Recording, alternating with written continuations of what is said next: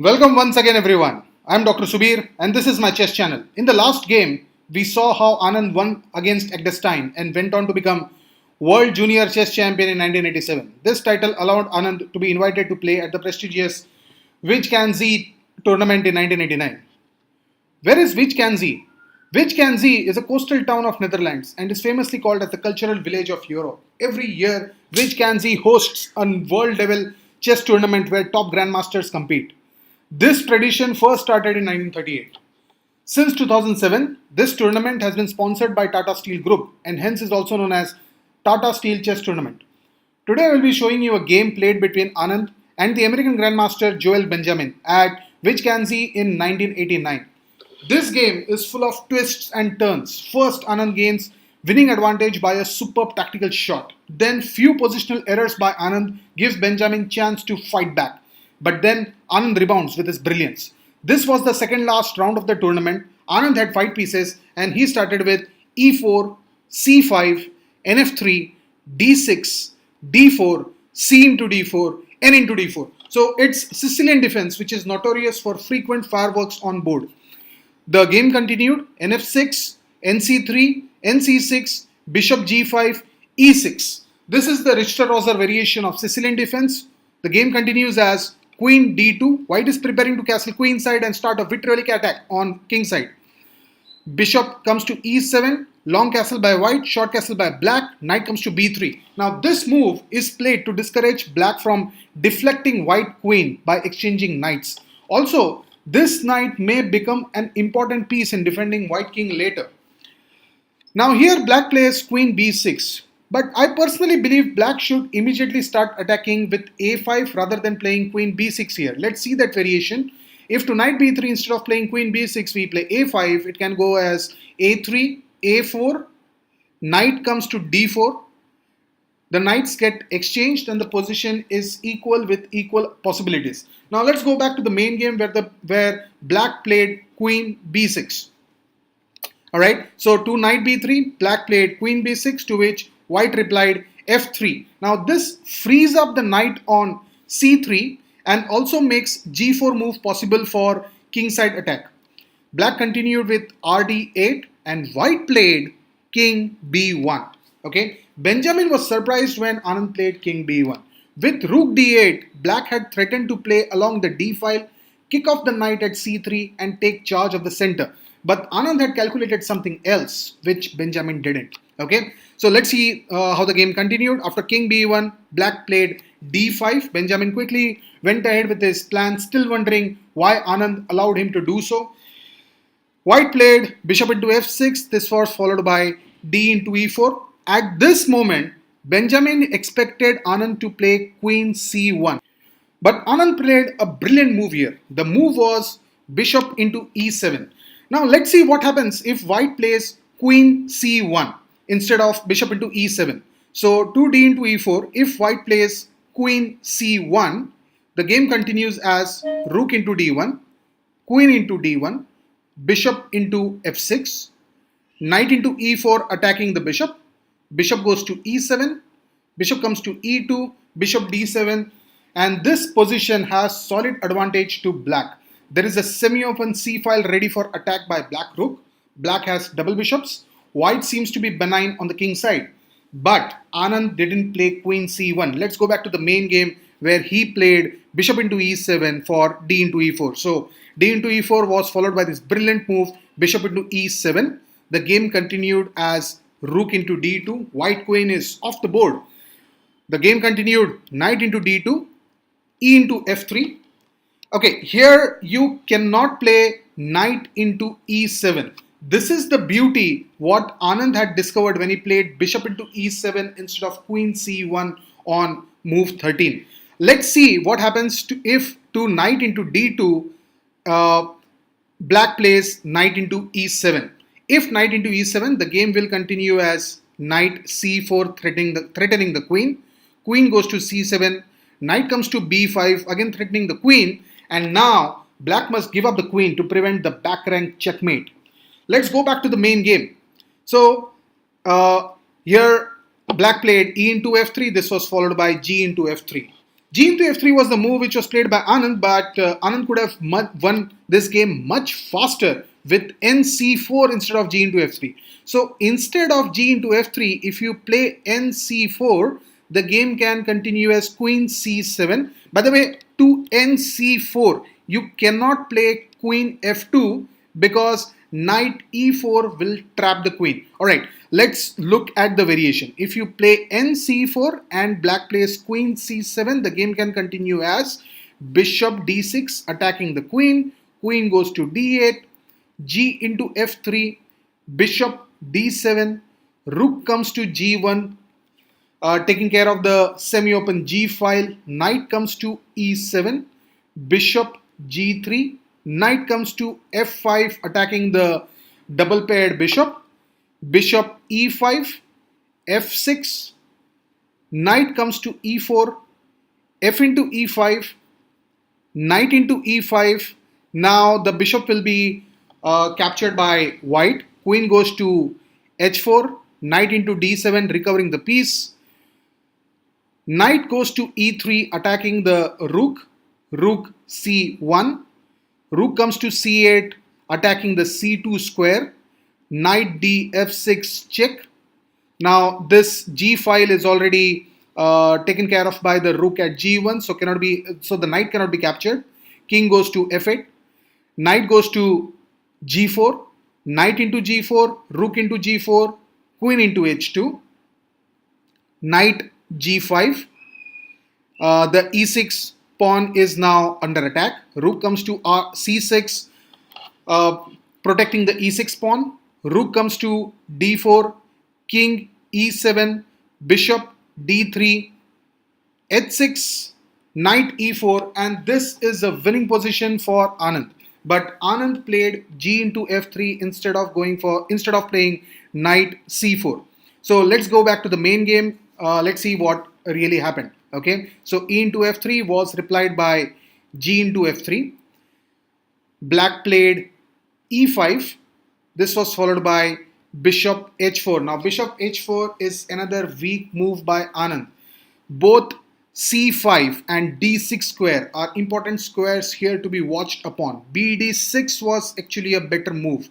Let's evaluate bd6. To e5 instead of playing bh4, if you play bd6, queen will come to f2, bishop c4, bishop f5 with some threat on c2 because queen is at f2, h4 by white, rook comes to d8 attacking the bishop, nc e4 blocking this bishop of black and also protecting the bishop at d6, queen goes to e3 because it was also attacked by the same knight, bishop d5, and this is a winning position for white. bh4 was a bad move over here. So e5 should have been responded by bishop d6, but instead Anand played bishop h4. Let's see what happened in the game. Black played bishop e6. This was followed by knight d e4. Note bishop c4 would have been a blunder here. If you play bishop c4, this would be followed by bishop into c4, knight into c4, queen comes to b4 and winning a piece for black. Let's go back to the main game where to bishop e6, white replied knight d4 and black continued knight d4. Here Anand played bishop g2. This is another weak move by Anand. Black was losing but is more or less back in the game due to a series of weak moves by Anand. Bishop f2 was better here. Okay, let's see what happens if you play bishop f2. So knight d4 should be followed by bishop f2. This pins the knight. Black plays rook c8, threatening the facts that b2 is pinned and c2 is already under attack by knight. So the white knights cannot move. White plays f4, f6, f into e5, f into e5, bishop d3, supporting the knight as well as the c2. Rook comes to f8, bishop goes to g3, attacking e5 pawn. Queen goes to a5, supporting the e5 pawn. Rook h e1, bishop f5, knight f2, bishop into d3, rook into d3, and the e5 pawn falls. This is the continuation which allows white its winning advantage. Bishop g2 was actually a poor move. Let's go back to the main game where Knight d4 was replied by the poor move bishop g2. Black replied rc8. Black's threat is simple. Attack black knight with f5 followed by rook into c3. White replied bishop f2. Black played f5. Now Anand comes up with a brilliant move, f4. Okay, any other move more or less brings black's position back to life. For example, if instead of f4, white plays ng5, let's see what would have happened. All right, f5 instead of f4. If white plays ng5, this is followed by rook into c3. You cannot capture the c3, the rook at c3. You have to play f4, rook into c2, bishop into d4, e into d4, king into c2, bishop into a2, rook h e1, queen goes to c7 check, king goes to d3, bishop c4 check, king c2, bishop a2 check, king d3, bishop c4 check, and it's a draw by perpetual checks. Any other movement by white king loses the game for white. For example, if white does not play king c2, instead let's say white plays king d2, this leads to queen into f4 check, king c2, queen g5, and black wins. Okay, so anyways, let's get back to the main game. What happened? f5 was replied by this brilliant move f4. This was followed by f into e4. The game continued as f into e5. Rook came to c4. Now this is somewhat weaker move by black. Our d8 was a better move here. Let's see what how the continuation looks if you play rook d8 instead of rc4. If you play rook d8, rook comes to d2. Remember, you cannot play knight e2 here. It will quickly lose for white.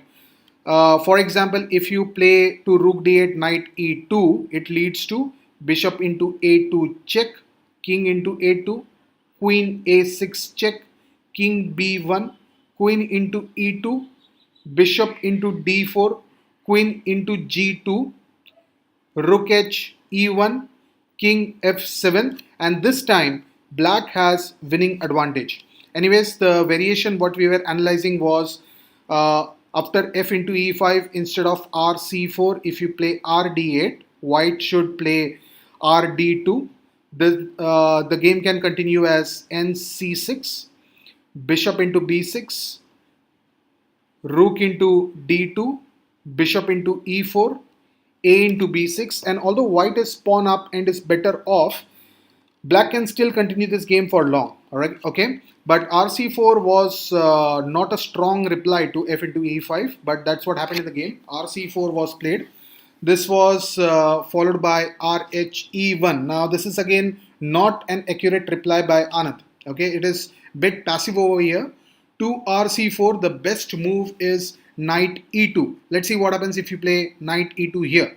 Knight e2 is followed by rook into c2, bishop into d4, protecting the b2 checkmate, queen c6, knight f4, g5, rook h e1, bishop into a2 check, queen into a2, king into a2, queen a4 check, king goes to b1, rook comes to c4, bishop into e4, rook into d4, bishop d5 check, king goes to h8, rook into d4, queen into d4, e6, and white wins easily. Okay, so knight e2 was the move which would have led to win in this position, because rc4 was a bad move, but maybe because of time pressure, Anand did not come up with the right move and Anand played rook h e1. Okay, but anyways, to rook h e1, even Benjamin did not reply correctly. He played rook b4. This time it was again under time pressure. Benjamin committed this mistake. bg4 was the best move here, which could have led to a very drawish position. So let's see what happens if you play bishop g4 to rhe1. So white played rhe1 instead of rb4. Black should have played bishop g4. Bishop g4, the game continues as rook d2, queen goes to h6, knight into e4, protecting the rook, knight into c2, e6.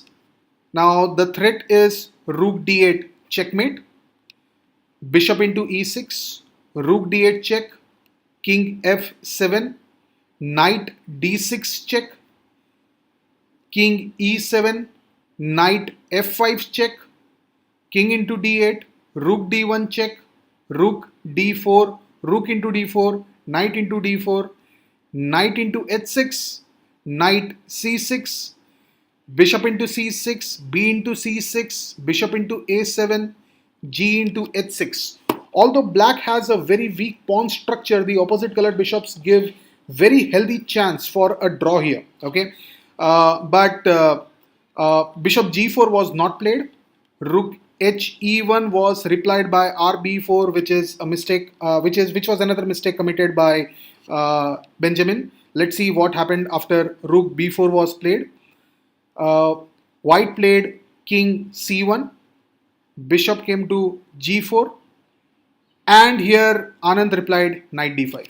Now this was an absolute blunder by Anand. Idea was to fork black queen and rook.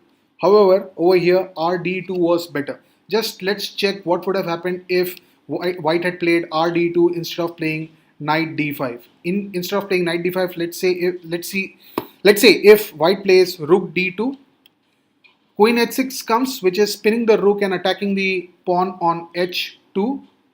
The game continues, bishop into e4, knight goes to c6, and white plays a3, winning an exchange over here. There is no way you can save the rook. Rook has to be given up for a minor piece of white's.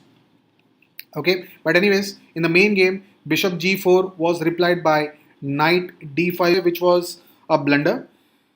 To which black replied with another blunder. Black played queen c5. Actually, queen d8 was a winning move for black here. Let's see what happens if to knight d5 black plays queen d8. Queen d8 is followed by bishop into e4. This is followed by bishop into d1. White replies rook into d1.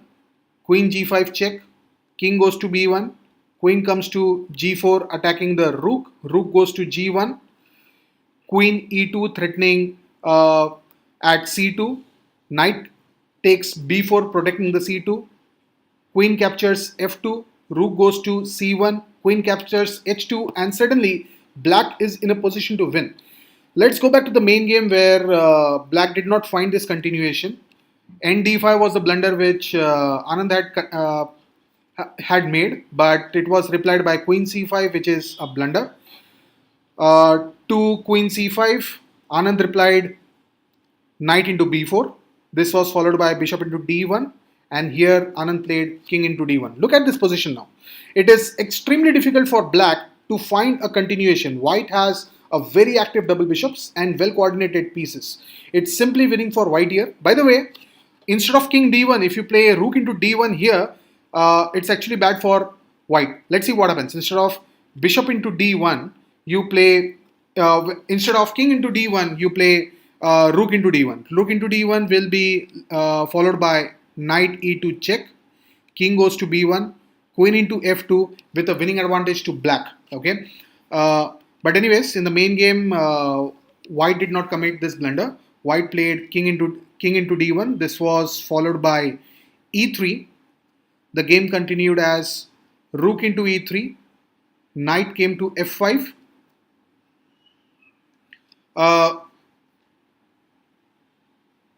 Bishop d5 check. Remember, white can't play rook f3 here. Okay, if to knight f5 you play rook f3, it can lead to queen into b4, rook into f5, queen g4 check, winning the white rook. Okay, so let's get back to the main game. To knight f5, white played bishop d5 check, king went to f8, rook f3, queen into b4, rook into f5, king went to e8. This was followed by e6, and at this point, Joel Benjamin resigned. The game could have continued as, let's say, queen into b2, bishop c5, king d8, e7 check, king goes to d7, bishop f7, queen b1 check, king d2, king c7, e8 is equal to queen, queen h1, queen e7 check, king c8, bishop e6 check, king b8, rook f8, checkmate. Hope you enjoyed this game. In the next video, we will analyze a rare game played between Viswanathan Anand and Mikhail Tal in 1989 at Youth vs Veteran tournament held in Cannes. Did young Anand survive Tal's legendary brilliancy? We will see this next week. Till then, signing off. Goodbye.